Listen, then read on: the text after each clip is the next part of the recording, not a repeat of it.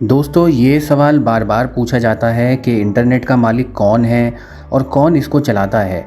जो पैसा हम अपने आईएसपी को देते हैं, जैसे कि एयरटेल, आइडिया या जियो या रिलायंस, क्या वो लोग भी आगे किसी को पैसा देकर हमें इंटरनेट प्रोवाइड कर रहे हैं? तो इस वीडियो में हम जानते हैं कि इंटरनेट का एक्चुअली मालिक कौन है। तो दोस्तों, इस सवाल का एक जवाब ये है कि इंटरनेट का कोई भी मालिक नहीं है। ये एक इंटरनेशनल वेब है, एक जाल है केबलों का, सूचना का, वाईफाई सिग्नल्स का। इसको आसान भाषा में हम समझें तो ये इस तरीके से है कि आप जो वीडियो या कोई वेबसाइट या कोई भी चीज़ अपने इंटरनेट के द्वारा अपने लैपटॉप या मोबाइल पर खोलते हैं, वो किसी न किसी सर्वर से आपके मोबाइल पर भेजी जाती है, यानी कि फेच करी जाती है। जैसे ही आप कोई वीडियो चलाते हैं, वो कहीं ना कहीं किसी सर्वर पर सेव्ड है इस दुनिया में। जैसे कि यूट्यूब की वीडियोस गूगल के सर्वर कैलिफोर्निया में सेव्ड होती हैं। तो जैसे ही आप इस वीडियो को चलाएंगे या चला रहे हैं या किसी भी वीडियो को चलाते हैं यूट्यूब पर, तो वो गूगल के सर्वर से खींचकर आपके मोबाइल या लैपटॉप पर प्ले हो जाती है। तो उस वीडियो को या उस इन्फॉर्मेशन को आपके लैपटॉप या मोबाइल तक पहुंचाने के लिए एक नेटवर्क का इस्तेमाल होता है। यानी कि जैसे ही आप बटन दबाते हैं या क्लिक करते हैं, वो सूचना आपके मोबाइल में तुरंत आ जाती है। तो उस नेटवर्क को, उस जाल को हम इंटरनेट कहते हैं। इसको और आसान भाषा में अगर समझें तो दोस्तों, ये नेटवर्क कुछ कंपनीज़ ने मिलकर बनाया। उन कंपनीज़ ने बहुत लंबी लंबी लाइनें यानी कि केबल्स बिछाए समंदर के नीचे पैसिफिक ओशंस में, जिन केबल्स को हम अक्सर ऑप्टिक फाइबर नेटवर्क या ऑप्टिक फाइबर केबल्स के नाम से जानते हैं। तो उन कंपनीज़ को हमने कुछ लेवल में बांटा है, जैसे कि tier 1 companies, tier 2 companies, tier 3 companies. Tier 1 companies ज़्यादातर वो कंपनीज़ कहलाती हैं जिन्होंने इन्वेस्टमेंट किया था उन ऑप्टिक फाइबर केबल्स को समंदर के अंदर बिछाने के लिए। जैसे कि यूरोप से अमेरिका तक केबल्स बिछाई गई, जैसे कि दुबई से मुंबई तक बिछाई गई, या फिर आपकी दुबई से इंग्लैंड तक बिछाई गई। इस तरह से पूरी दुनिया के अंदर केबल्स बिछाई जा चुकी हैं। तो उन केबल्स को बिछाने के लिए जिन कंपनीज़ ने इन्वेस्टमेंट किया, वो कंपनीज़ टीयर 1 कहलाती हैं, जिसमें प्रमुख कंपनीज़ हैं AT&T जो अमेरिका की है, बेल साउथ, वेराइजन, ये सब अमेरिकन कंपनीज़ हैं। तो ये कंपनीज़ कहलाती हैं टीयर 1 कंपनीज़, जिन्होंने इनिशियल बड़ा इन्वेस्टमेंट किया है उन केबल्स को पूरी दुनिया में बिछाने के लिए समंदर के अंदर। उसके बाद आती हैं टीयर 2 कंपनीज़। टीयर 2 कंपनीज़ वो होती हैं जो आपके देश में आपको इंटरनेट दे रही हैं, क्योंकि AT&T इंडिया में तो है नहीं, तो आपको इंटरनेट कैसे देगी वो। तो इंटरनेट इंडिया में आपको एयरटेल या फिर जियो या रिलायंस या आइडिया के द्वारा दिया जा रहा है। तो इन कंपनीज़ को टीयर 2 कंपनीज़ कहा जाता है। अब टीयर 3 कंपनीज़ में वो आती हैं जिन्होंने आपको किसी सिटी में या किसी लोकल एरिया में इंटरनेट की सुविधा दी हुई है। जैसे कि दिल्ली में बहुत सारे इंटरनेट ऑपरेटर्स हैं जो अपने छोटी कंपनीज़ चला रहे हैं और काफ़ी सारे एरियाज़ में इंटरनेट की ब्रॉडबैंड लाइन दे रहे हैं। इसमें कुछ प्रमुख कंपनीज़ हैं, जैसे कि स्पेक्ट्रा, नेक्स्ट्रा या तिकोना, जो कि काफ़ी पॉपुलर हैं दिल्ली के अंदर लोकल एरिया में। इसी तरीके से मुंबई में भी बहुत सारी कंपनीज़ हैं, छोटे ऑपरेटर हैं जो अपने द्वारा लोगों को इंटरनेट सुविधा प्रोवाइड कर रहे हैं। इसी तरीके से पूरे इंडिया की अलग अलग सिटीज़ में छोटे ऑपरेटर्स हैं जो अपने द्वारा ब्रॉडबैंड सेवा दे रहे हैं।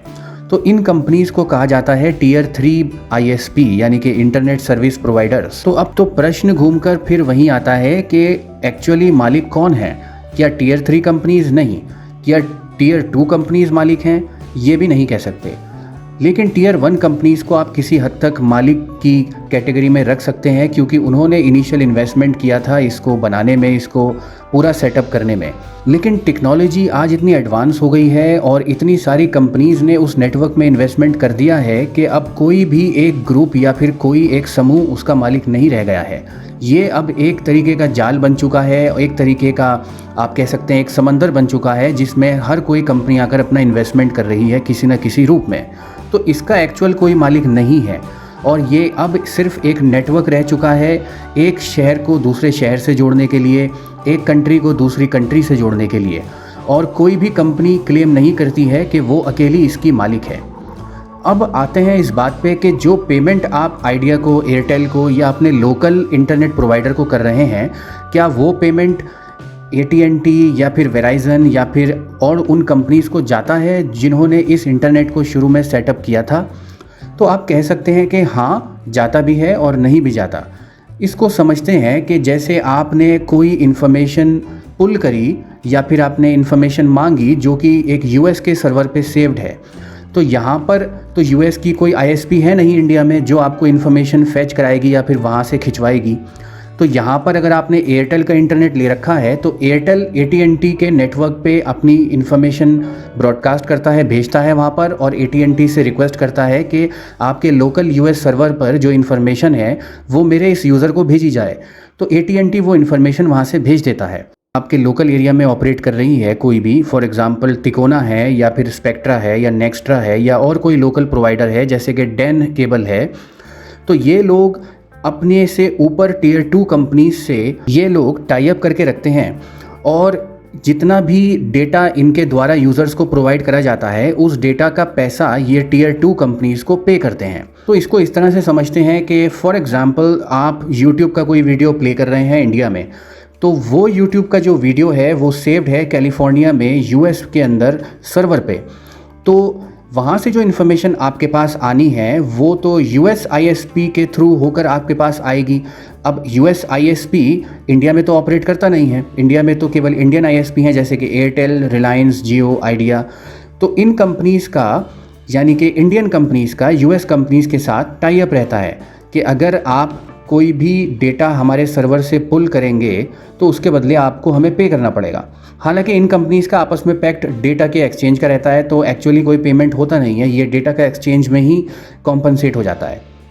लेकिन इनका आपस में पैक्ट रहता है क्योंकि कोई भी ISP पूरे इंटरनेशनल लेवल पे ऑपरेट नहीं कर सकती, इसलिए जिस एरिया में वो नहीं है वो वहाँ पर जो ISP मौजूद है, ऑलरेडी वहाँ प्रेजेंट है, उससे टाई अप करके रखती है।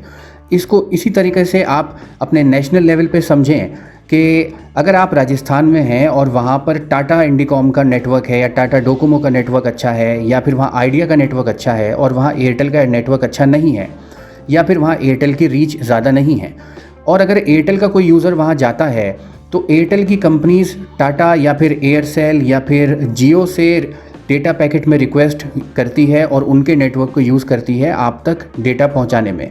और इसी तरीके से इन कंपनीज़ का भी आपस में टाई अप रहता है कि जिस एरिया में हमारी सर्विस नहीं है वहाँ पर जिस कंपनी की सर्विस है वो आपके कस्टमर को डेटा प्रोवाइड कराएगी या सर्विस प्रोवाइड कराएगी। तो इस तरीके से ये पूरा नेटवर्क काम करता है। तो अगर इसको होल सोल यानी कि एक बड़े ओवरव्यू पर देखा जाए तो इसका एक्चुअली कोई मालिक नहीं है, और ये एक अच्छी बात भी है क्योंकि अगर इसका कोई मालिक होता तो वो केवल एक बटन दबाकर पूरे नेटवर्क को डाउन कर सकता था। लेकिन इस सिनेरियो में ये पॉसिबल नहीं है क्योंकि कोई भी एक कंपनी मालिक नहीं है, तो अगर वो अपना नेटवर्क बंद भी करती है तो केवल उसी के एरिया का नेटवर्क बंद होगा और बाकी पूरी दुनिया उससे प्रभावित नहीं होगी। तो ये एक अच्छी चीज़ है। और जो इंटरनेट एक आम यूज़र यूज़ करता है वो इंटरनेट उन बिछी हुई लाइनों से, उन केबल्स के थ्रू ही आता है। 90% इंटरनेट उन लाइनों से ही इस्तेमाल किया जाता है, केवल 10% या 8% के आसपास इंटरनेट वाईफाई या सैटेलाइट्स के थ्रू यूज़ होता है। तो ज़्यादातर इंटरनेट इन पैसिफिक ओशन में बिछी हुई लाइनों से ही हमारे पास आता है जो कि ऑप्टिक फाइबर लाइन कहलाती हैं, या फिर किसी लोकल टियर 2 कंपनी ने आपके देश में लाइन बिछा रखी हैं उन्हीं से आता है, जैसे कि एयरटेल ने बिछाई हुई हैं या फिर जियो ने, रिलायंस ने या आइडिया ने आपके शहरों में लाइनें बिछाई हुई हैं, उन्हीं से हमारे पास इंटरनेट आता है। तो दोस्तों ये थी इंटरनेट से जुड़ी हुई जानकारी कि इसका मालिक कौन है और कौन इसे चलाता है। मैं आशा करता हूँ कि आपको ये वीडियोस पसंद आया होगा, और अगर आपको ये वीडियो पसंद आया है तो हमारे चैनल को सब्सक्राइब करिए ताकि आपको आने वाली सभी वीडियोस अपने आप मिल जाएं। दोस्तों आपका अगर कोई सवाल है तो आप कमेंट बॉक्स में लिखकर पूछ सकते हैं। अगर किसी टॉपिक पे आपको वीडियोस देखनी है तो वो भी आप लिख सकते हैं। मैं कोशिश करूँगा कि आपके कमेंट्स में दिए गए टॉपिक्स पर वीडियो बनाऊँ। दोस्तों इस वीडियो में इतना ही, मिलते हैं अगली वीडियो में। धन्यवाद।